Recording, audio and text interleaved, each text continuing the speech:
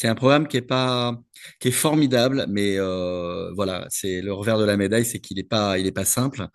D'abord, merci beaucoup, merci à Team 2 pour ce partenariat, de m'avoir proposé d'intervenir sur ce programme. Merci à tous d'être présents.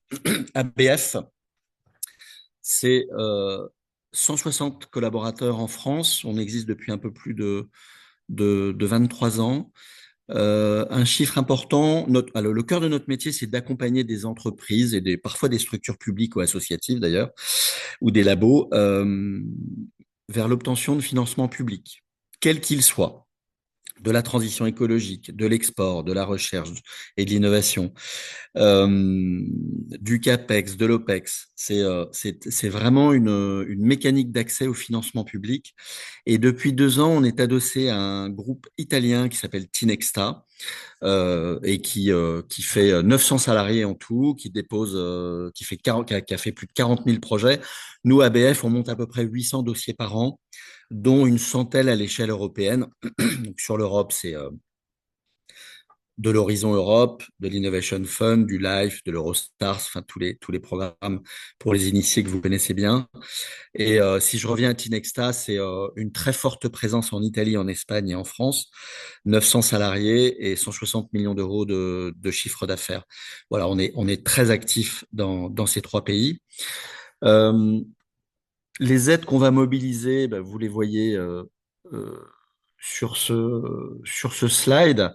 On va chercher des petites aides territoriales. Parfois, elles sont pas si petites, auprès des régions, bien sûr, mais également des aides nationales via le dispositif France 2030 ou d'autres dispositifs. Et sur les aides européennes, puisque c'est ce dont on va parler aujourd'hui, notre terrain de jeu, c'est bien sûr l'Innovation Fund. On monte à peu près une douzaine de dossiers par an.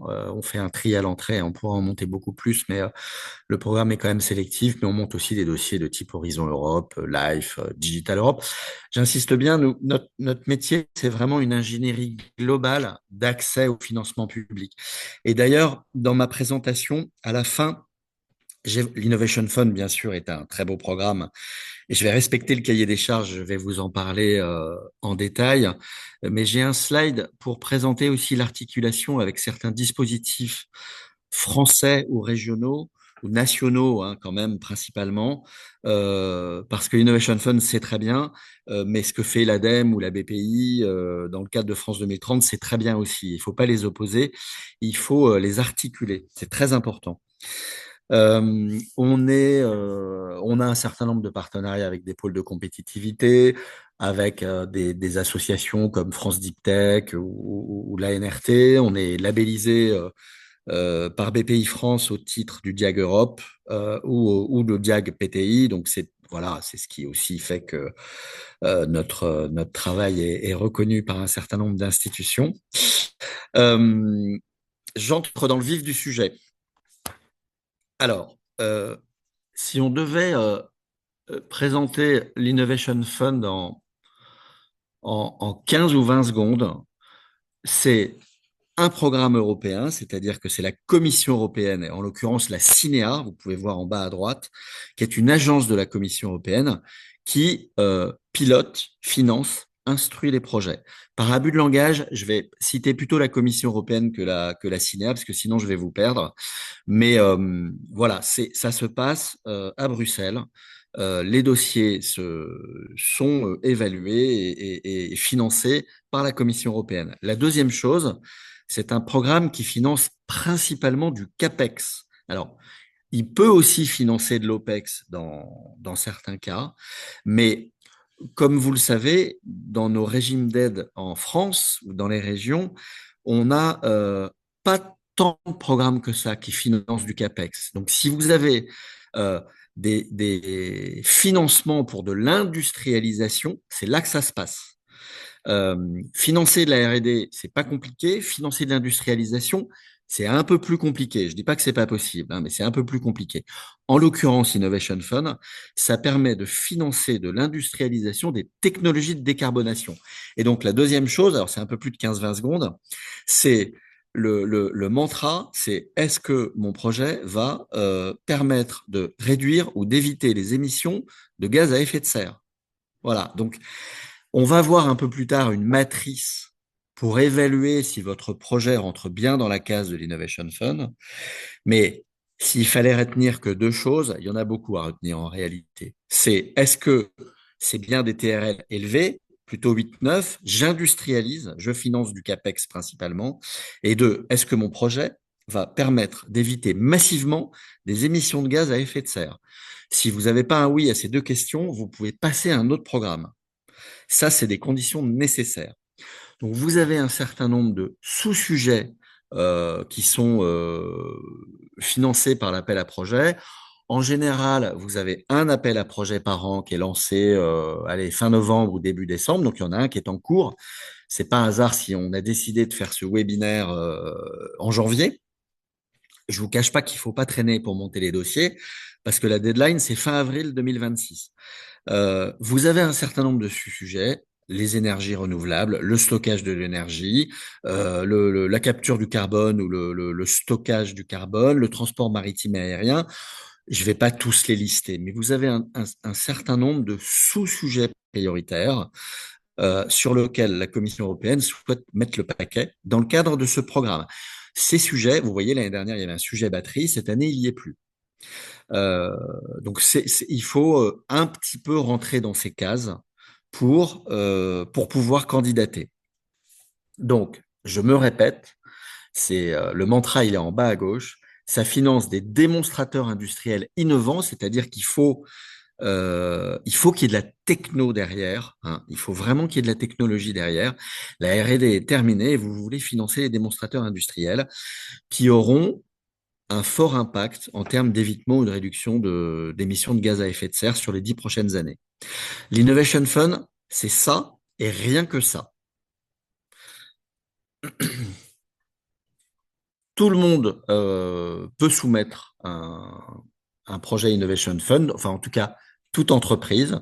On a gagné des projets pour des entreprises de 10 salariés. Hein. En revanche, on le verra un petit peu plus tard, il faut quand même les reins solides. Il faut des capitaux propres, surtout que, bon, il y a des bonnes nouvelles. Hein. Vous voyez que c'est que de la subvention. Là, sur ce slide, vous voyez que la Commission européenne peut financer jusqu'à 60% des investissements, donc c'est quand même pas mal, hein, sans opposer par rapport à ce qui se passe en France, surtout pour les grandes entreprises hein, où les régimes d'aide sont pas très sexy en général. Donc là, c'est vraiment des taux de financement qui sont vraiment formidables, mais en termes de trésorerie, on le verra, c'est pas génial. Il faut les reins solides. Vous pouvez participer seul, donc ça aussi, c'est plutôt soft par rapport à des programmes de type Horizon Europe, pour ceux qui ont l'habitude, ou dans la grande majorité des cas, il faudra y aller en mode collaboratif, hein, très souvent trois partenaires, trois pays minimum. Là, vous pouvez y aller tout seul. En revanche, vous avez tout à fait le droit d'y aller à plusieurs. Je vous montrerai j'ai fait une capture d'écran de quelques projets qui ont été financés en France ces dernières années. Et j'ai un document que je balayerai rapidement, qui est tout à fait public, mais que Lise ou Chenia pourra vous envoyer, où vous avez la liste de tous les projets financés en France depuis le début du dispositif, c'est-à-dire depuis 2021. 60%, jusqu'à 60% de taux de financement. En fait, vous serez financé au réel par rapport à la tonne d'émissions de CO2 que vous allez permettre d'éviter ou de réduire. Donc vraiment, c'est un programme qui va vous financer directement par rapport à cette efficacité. C'est vraiment, il y a un ratio subvention sur la quantité de CO2 évité qui est le mantra. Et je me répète, c'est de la sub. Il y a pas de, quand on est avec la Commission européenne, on est toujours en sub. Il n'y a pas d'avance récupérable, d'avance remboursable. Il y a un cas très particulier sur le ICA Accelerator où il peut y avoir un financement sous forme d'equity, mais pour les non-initiés, retenez qu'à la Commission européenne, c'est toujours de la sub. Vous avez ici, derrière ce slide pas très, pas très sexy, vous avez ici les différents sous-appels à projets du programme Innovation Fund. Le cas des enchères est un petit peu particulier. Je vais le décrire, mais très rapidement parce il est pas marginal, mais disons que c'est pas celui qui intéresse le plus d'acteurs, mais si vous avez des questions, j'y répondrai bien sûr. Et puis il a un autre inconvénient, c'est que les enchères, ils se clôturent le 19 février. Je dirais pas que c'est trop tard, mais presque. Donc, sauf pour ceux d'entre vous qui sont intéressés sur le sujet des enchères, si vous n'avez pas déjà commencé à rédiger, ça risque d'être un peu compliqué. Alors que sur les différents sous-appels à projets sur les technologies zéro émission nette, on a jusqu'au 23 avril pour répondre. Il faut pas traîner. Vous allez voir en quoi est constitué un dossier, mais c'est encore possible de répondre. Donc, vous avez les différents appels à projets. Vous en avez cinq. Le small scale, le medium scale, le large scale. Grosso modo, ça dépend de votre budget. Je vais y revenir un peu plus en détail, mais sur le small scale, c'est tous les projets dont le budget est inférieur à 20 millions d'euros. Le medium scale, vous avez des projets dont le budget, dont les invests au sens large sont compris entre 20 et 100 millions d'euros. Et sur les large scale, c'est des projets dont le budget est supérieur à 100 millions d'euros. Il y en a un petit peu moins, mais il y en a. Vous verrez quelques exemples. Ensuite, vous avez les pilotes et les clean tech. Là aussi, je l'ai décrit brièvement. Le but n'est pas de tout détailler aujourd'hui, c'est plutôt de générer des envies ou des questions, voire, c'est pas pour moi, parce que parfois, vous dire n'y allez pas, c'est rendre service à tout le monde. Voilà, c'est plutôt que vous ayez quelques clés. Donc les enchères, la deadline, c'est le 19 février. Sincèrement, si vous n'avez pas déjà commencé à rédiger, c'est quasi mission impossible, à moins que vous ayez 5 personnes à mettre à plein temps jusqu'au 19 février. Mais vous avez deux types d'enchères, les enchères hydrogène, les enchères chaleur. Comme son nom l'indique, c'est une mise en concurrence. Vous proposez un prix et puis les offres sont classées du moins 10 ans au plus 10 ans. Voilà, donc vous avez des enchères hydrogène. Vous enchérissez un premium sur des euros par kilo d'hydrogène. Et puis, la commission regarde le ratio le plus intéressant et si vous êtes meilleur que les autres, elle va vous financer. Voilà, pour que vous soyez rentable, en fait. Il faut montrer le fait que sans l'aide de la Commission européenne, vous ne serez pas rentable. Avec l'aide de la Commission européenne, vous serez rentable. Et il faut montrer qu'à terme, vous serez rentable sans l'aide de la Commission européenne. Voilà, des enchères chaleur, des enchères hydrogène. Ensuite, vous avez 5 sous-appels à projet. Vous en avez 3 ici et 2 ici. 5 sous-appels à projet dont la deadline est le 23 avril. Là, on peut commencer à discuter, mais honnêtement, si vous décidez d'y aller, ne traînez pas. Les dossiers sont lourds à monter. Je vais vous donner un type TIP, pas TYPE. On a en moyenne, nous, entre 60 et 80 jours de travail pour monter un dossier quand on accompagne nos clients et nos clients passent entre 20 et 25 jours de travail en termes de charge de travail. C'est une moyenne. Euh, Ça dépend beaucoup de l'état d'avancement, ça dépend beaucoup si vous avez les idées claires ou pas claires, mais ça vous donne un ordre de grandeur de la charge de travail qu'il faut faire pour aller chercher 2 millions, 10 millions ou 100 millions d'euros. Ça vaut le coup hein, dans tous les cas de figure quand on est lauréat, mais ça nécessite quand même de se regarder bien droit dans les yeux et de se dire, bon, est-ce qu'on y va? Sur les small scale, l'objectif, donc, c'est des projets à moins de 20 millions d'euros. L'idée, c'est de faire un projet de démonstration, de déployer un démonstrateur en fait d'une technologie bas carbone sur un site donné. Voilà. C'est des petits projets. Alors, bien sûr, hein, quand on est une PME de 3 personnes et qu'on a 800 000 euros de chiffre d'affaires, c'est compliqué d'y aller. Mais c'est vrai que c'est un programme qui nécessite quand même des budgets quand même assez conséquents. D'ailleurs, il ne prend pas les projets dont les investissements sont inférieurs à 2,5 millions. Donc voilà, déjà, on va dire qu'il y a une taille minimum. Le medium scale, ben, comme son nom l'indique, c'est des projets intermédiaires. On a des projets avec du CAPEX compris entre 20 millions et 100 millions d'euros. C'est les mêmes, mais en plus gros. Voilà. pour faire simple. Et puis vous avez les large scale, donc là on retrouve des très gros acteurs, hein. Il y en a peut-être autour de la table, j'ai vu la liste des participants, mais des Veolia, des Air Liquide et d'autres très grands acteurs internationaux qui évidemment, là on est sur des usines gigantesques, hein. Euh, voilà, c'est des très grandes unités de décarbonation à fort impact. Il faut savoir quand même que les taux de sélection, bah forcément, hein, il y a beaucoup d'argent, il y a 4 milliards d'euros disponibles hein, sur l'appel, mais les taux de sélection sont vraiment plus bas sur les large scale que sur les small et les medium. Grosso modo, en moyenne, je dis bien en moyenne, il faut se méfier avec les moyennes, hein. Sur les small et les medium, on tourne à des moyennes d'à peu près un dossier sur cinq qui est financé. Sur les large scale, on est plutôt entre 1 sur 20 et 1 sur 10. Mais c'est normal, hein, voilà, c'est des projets plus ambitieux, donc la Commission européenne en finance moins, hein. C'est une bonne gestion des fonds publics. Et nous, je le glisse quand même, on tourne à un taux de sélection de 50%. Hein, on a soumis 16 projets depuis 2021, on en a gagné 8. Je vous montrerai quelques cas clients à la fin de mon intervention. Vous avez aussi, alors les pilotes et les clean tech sont un petit peu différents.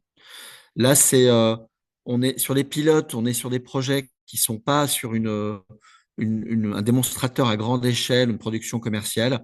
On est plutôt dans un premier test. Voilà, on est sur une production limitée pour des premiers tests. Voilà. Et l'idée, c'est, on fait les tests pendant 3 à 5 ans. Et l'idée, c'est de montrer qu'il y a une stratégie pour passer vers une plus grande échelle. Et en fait, derrière, bah, on bascule sur un des trois premiers programmes que j'ai présenté rapidement juste avant. Et donc là aussi, sur le clean tech, on est sur un dispositif un peu plus horizontal. En fait, il n'existait pas ces dispositifs au lancement du programme.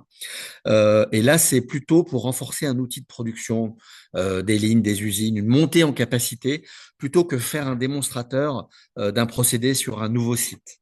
Hein, donc, on renforce un outil de production qui est existant et on le fait monter en capacité. Si, si je n'avais eu que 5 minutes pour vous parler aujourd'hui, je vous aurais montré ce slide et uniquement ce slide. Et si vous deviez euh, sans mon aide ou sans l'aide d'un ABF, vous demandez si vous devez y aller. C'est ce slide qu'il faudrait regarder et c'est ces 10 questions auxquelles il faudrait que vous répondiez. On va pas le faire aujourd'hui, on n'a pas le temps. Euh, c'est pas parce qu'il y a un nom quelque part que vous n'êtes pas éligible, mais clairement, le critère d'évitement de GHG est clairement un, un feu rouge, hein. Donc, si vous avez euh, des ratios qui sont pas bons, hein, vous voyez, il faut viser 1000 euros la tonne pour le pilote, moins de 200 euros la tonne pour le small medium scale et moins de 20 euros la tonne pour le large scale. Si vous êtes très loin, oubliez l'Innovation Fund. Voilà, c'est très froid, mais l'idée n'est pas de perdre 100 jours de boulot pour ne pas gagner. L'idée, c'est de gagner. Et après, il y a toujours un exercice, moi, que j'appelle la petite danse du ventre, c'est-à-dire que parfois, on est un peu dans la zone grise et en écrivant le projet un tout petit peu différemment pour l'embellir, on passe du bon côté. On est sur la ligne de crête. Donc, je dis pas qu'il faut mentir, je dis pas qu'il faut raconter n'importe quoi à la Commission européenne. Je dis juste que si vous avez 8 feux verts et 2 feux orange, on a peut-être moyen d'être un peu malin et de présenter le feu orange pour qu'il soit un peu plus du côté vert que du côté rouge. Ça fait partie de notre job, c'est le jeu, hein, c'est comme, enfin voilà, l'idée est de se vendre et de démontrer à la Commission européenne que votre projet rentre dans la case et qu'il est merveilleusement techno et qui va avoir un impact très fort sur le climat. Je vais pas les dérouler un par un parce qu'on n'a pas le temps. Mais si vous décidez d'y aller seul, et encore mieux avec nous, euh, c'est cette matrice qu'on regardera ensemble dans un premier temps. Peut-être une petite précision, en bas à gauche, vous avez la capacité financière. L'Innovation Fund, ça c'est une des bad news, est un des rares programmes européens sur lequel le sujet de la trésorerie doit être anticipé. Il n'y a pas d'acompte. On vous paie au résultat. Donc, si vous n'êtes pas bien capitalisé, si vous n'avez pas les reins solides, ça sera compliqué de vous lancer sur l'Innovation Fund parce qu'il faut avancer une très grande partie des dépenses. Ça, c'est un rétro-planning type. Il est resserré, je vous le cache pas, hein. Nous, on a démarré tous les projets Innovation Fund sur lesquels on est en train de travailler. On a déjà démarré, on est en train de valider les derniers. Donc c'est un timing un peu serré où on démarre au 1er janvier. Voilà, bon, on analyse le projet à partir de la fameuse matrice d'éligibilité que je viens de vous montrer. Et vous avez les différentes phases du projet, les parties administratives, le calcul des coûts éligibles, parce que les coûts qui vont générer beaucoup de chiffres d'affaires sont pas éligibles dans le projet. Vous avez un certain nombre de petites choses à savoir qui sont dans les documents de travail.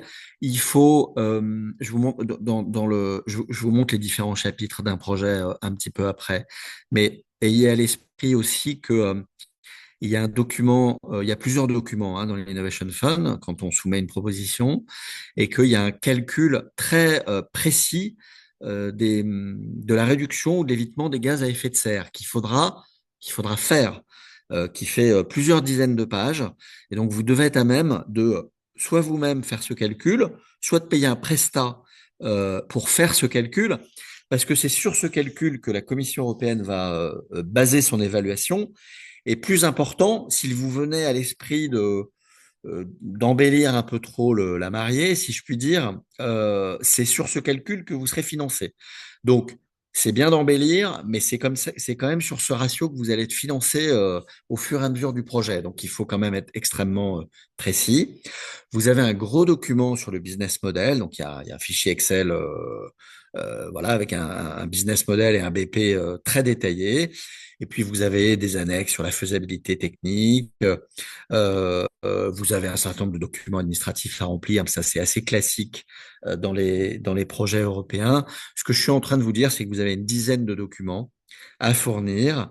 Mais encore une fois, pour aller chercher 10 ou 15 millions d'euros, voilà, ça vaut peut-être le coup de passer une centaine de jours ou 20-25 et de faire bosser votre prestat appelons-le ABF par exemple, pour aller chercher des jolis financements dans le cadre de l'Innovation Fund. Le dossier type, donc je vous ai mis quelques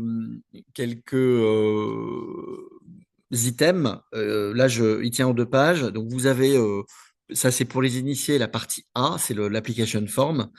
Ça change pas. On retrouve vraiment un format Commission européenne avec toutes les informations administratives des participants et un budget résumé. C'est exactement comme dans un dossier Horizon Europe pour ceux qui ont l'habitude.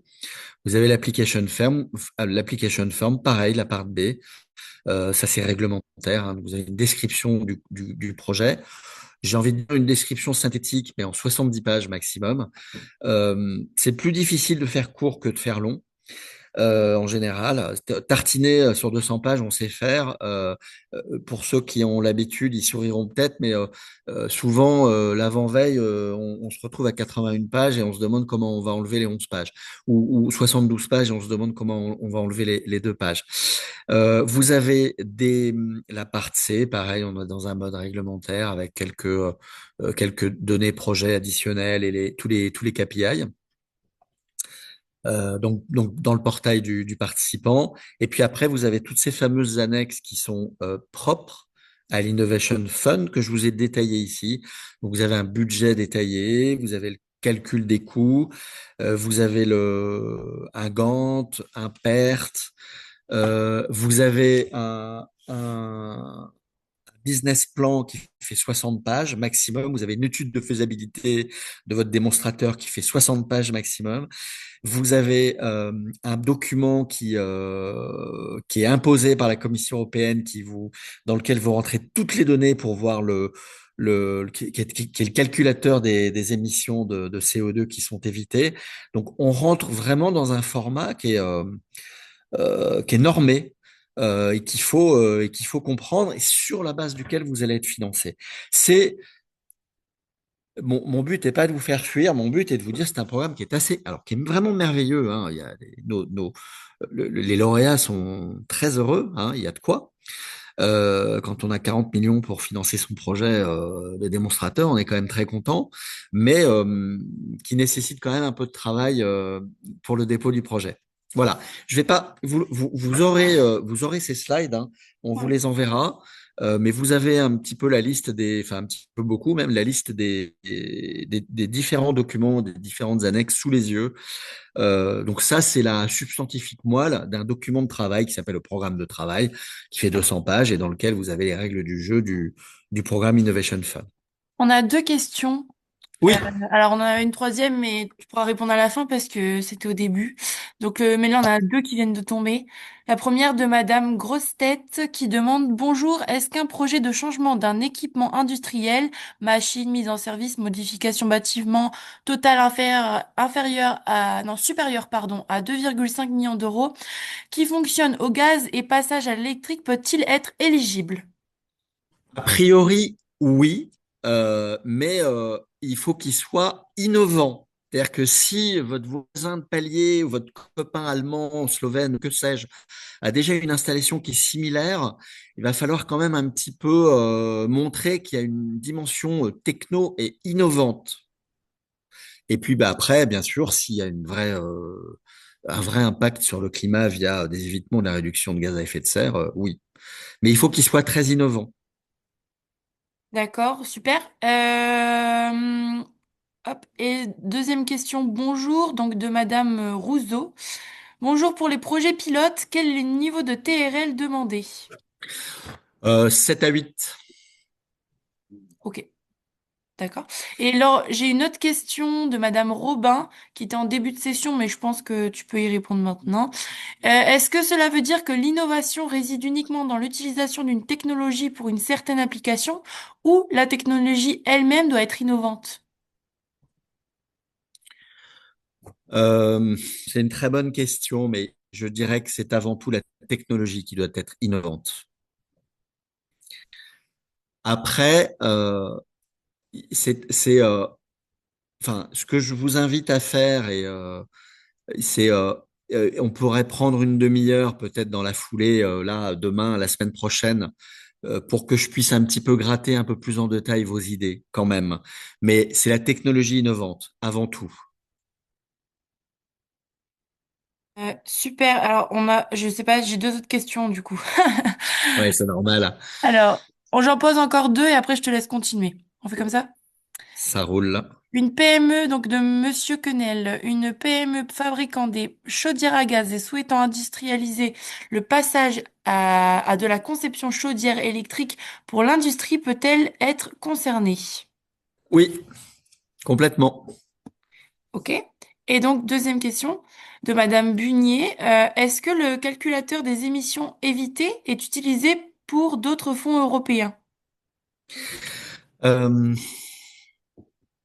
je ne crois pas, mais je vais vérifier. Je ne pense pas. Alors, du coup, là, c'est une question de Madame Bunier, Claire Bunier, si tu souhaites la contacter après, après que tu auras vérifié. Voilà. Bien sûr, je vais vérifier, mais je ne pense pas que ce calculateur soit utilisé pour d'autres fonds.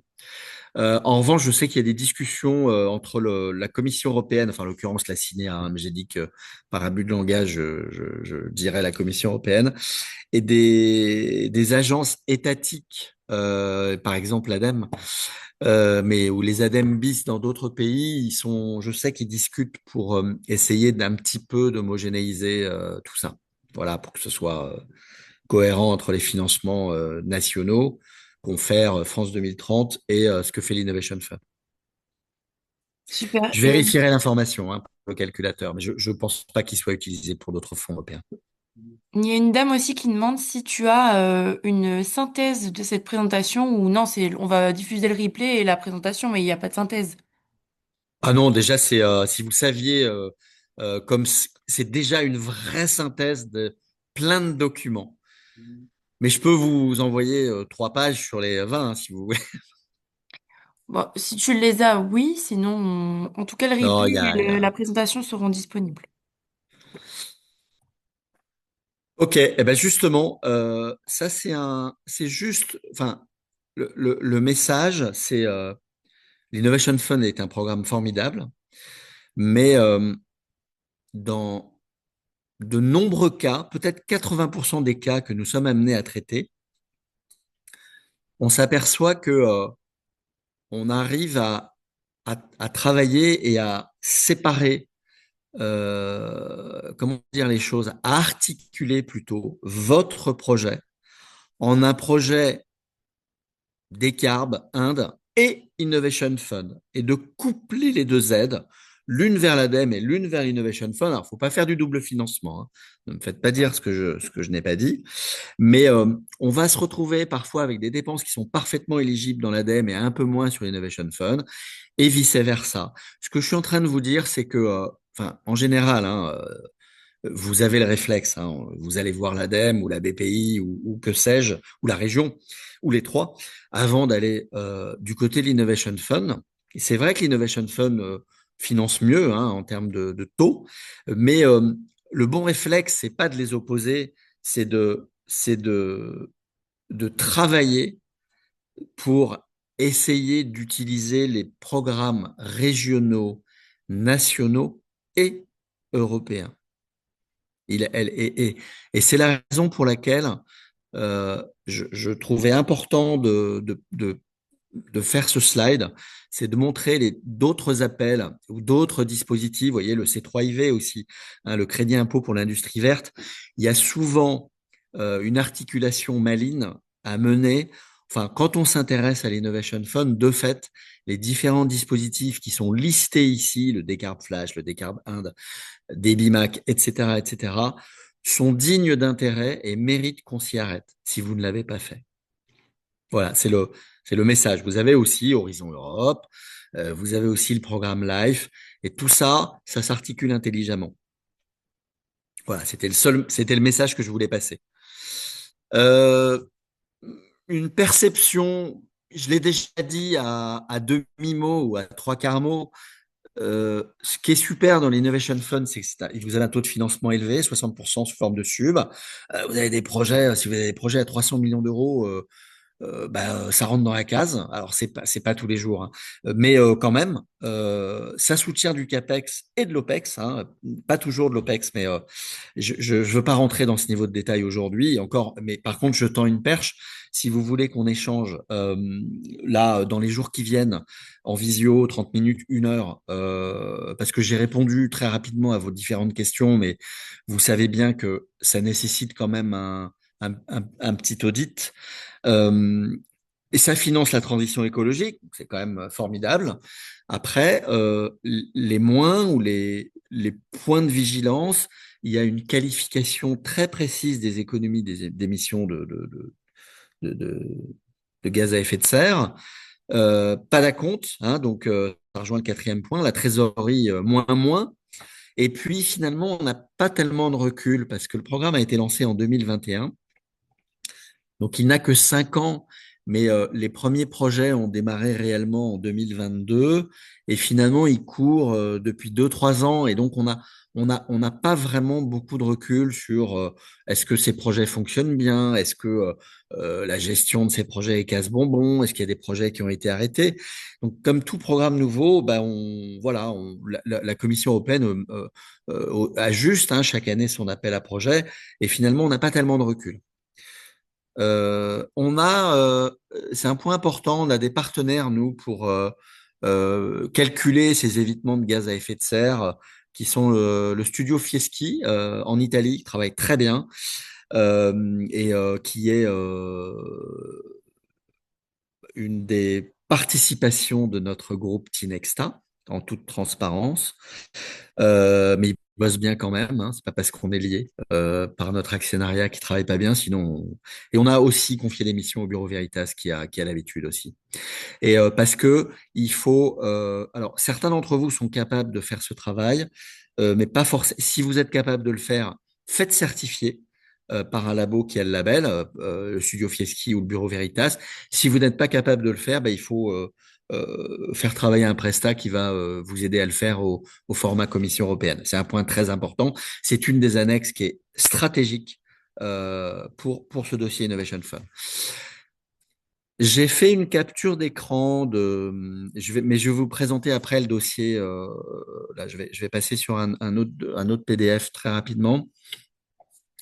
Vous avez ici, ça comprend pas les chiffres 2025, hein. On a des lauréats en 2025 là qui sont en train de négocier leur contrat avec la Commission européenne. Donc ces chiffres ne comprennent pas. Donc vous avez ici 23 projets qui sont complètement ou partiellement implémentés en France pour à peu près 1 milliard d'euros. Donc vous faites une petite division, hein, ça fait un peu moins de 50 millions d'euros par projet quand même, hein. Vous avez les différents sujets, donc les cimentiers, l'énergie solaire, voilà, je vais pas tous les lister. Euh, Ça peut vous intéresser aussi. Alors, c'est une capture d'écran de la première page d'un document qui est tout à fait public, que je vais vous présenter aussi très rapidement. Donc, c'est vraiment par ordre alphabétique des participants. Voilà, je vois un de nos clients d'ailleurs dans la liste. Ce sont des informations qui sont tout à fait publiques. Voilà, la Commission européenne, je vous ai dit que ça démarre en 2022, oui, 1er octobre 2021. Donc vous avez en avant-dernière colonne les participants. Donc voilà, on retrouve Stellantis, il y a des gens quand même qui sont connus, Technip, Lafarge, et des boîtes plus petites. Vous avez les tonnes de CO2 évitées sur 10 ans, en avant-dernière colonne. Vous avez la subvention qui est accordée au projet dans la dernière colonne en millions d'euros. Hein, vous voyez, ça va de 2 à, enfin 2,5 à 153 millions d'euros. C'est un cimentier, hein, donc voilà. C'est assez intéressant parce que je pense que c'est prendre 10 minutes pour regarder qui a gagné, quels sont les types de projets qui peuvent être financés, est très instructif. Alors, je vais passer sur un autre doc juste pour vous montrer, hein, que voilà, c'est tiré de ce doc-là. Je pense que vous voyez bien mon écran. Je vais vous revenir à la première page. Donc, c'est un doc si si vous êtes intéressé, je vous invite à nous envoyer un petit mail pour nous dire ça m'intéresse d'avoir ce doc. Bon, il est tout à fait public, hein. Vous allez sur le site de la Cinéa, vous le trouverez. Mais comme tout le monde, moi c'est mon métier depuis pas mal d'années, donc je vais probablement le charger un peu plus vite que vous. Si vous voulez gagner du temps, on vous l'enverra avec grand plaisir. Je le déroule assez rapidement. Vous retrouvez mes captures d'écran. Euh, voilà, vous avez et on continue. Il est classé. Voilà, qu'est-ce qu'on retrouve de... Ah oui, vous avez les détails des projets, enfin le détail, vous avez une petite présentation des projets, tout ça est public, hein, vous avez, voilà, une petite présentation de chacun des projets, les budgets, etc., etc. Je pense que enfin en général, si vraiment vous décidez d'y aller, je pense que ça intéresse, ça peut vous intéresser. Voilà, on a accompagné un certain nombre de clients sur ce dispositif, mais le message aussi, au-delà du fait que on travaille très bien et qu'on est formidable, non, au-delà de la boutade, on, je reviens à cette articulation. On voyait typiquement une entreprise qui s'appelle TSE en Auvergne-Rhône-Alpes, qui travaille dans le domaine des énergies renouvelables. On a, on n'a pas monté seulement un Innovation Fund. On a travaillé, on a on les a accompagnés sur 3 dispositifs, et même 4 si j'ajoute le crédit impôt recherche. Le message, c'est que tout ça s'articule. Il y a un démotase, il y a un Innovation Fund et il y a un AAP résilience et capacité agroalimentaire, plus un bout de crédit impôt recherche. Et avec un énorme projet, on l'a décomposé pour aller chercher ce qui était éligible dans chacun des programmes de financement. Donc l'idée n'est pas de faire du triple ou du quadruple financement, entendons-nous bien. L'idée est de prendre les bons work packages, les bons morceaux du projet, et d'aller chercher là où les taux de financement seront les plus intéressants, parce qu'il y a des financeurs qui sont intéressés par les émissions de GHG, puis il y en a d'autres qui sont intéressés plutôt par la partie recherche, voilà, pour faire très simple. Voilà, et donc là, je vais les passer plus rapidement. Donc dans la présentation qu'on vous enverra, les cas clients ne sont pas là parce que voilà, certains de nos clients ne souhaitent pas forcément diffuser de l'information. Voilà, là aussi, on a eu un Horizon Europe, on a eu un Innovation Fund, un Horizon Europe collaboratif sur une articulation du projet. Voilà, on est allé chercher 7 millions à Horizon Europe et 3 millions sur l'Innovation Fund. Switch Energy, ça on peut publier. Voilà. Euh, on est très bien dans le timing puisqu'il nous reste 8 minutes.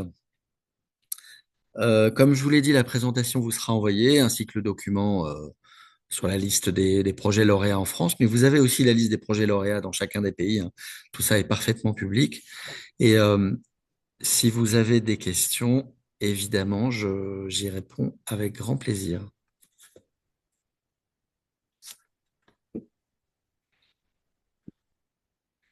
Alors voilà, je tends une perche aussi, parce que les questions, tout le monde n'ose pas forcément les poser pour plein de raisons, mais une souvent qui est que c'est confidentiel ou que vous voulez pas forcément dire à tout le monde que vous avez un projet dans les tuyaux.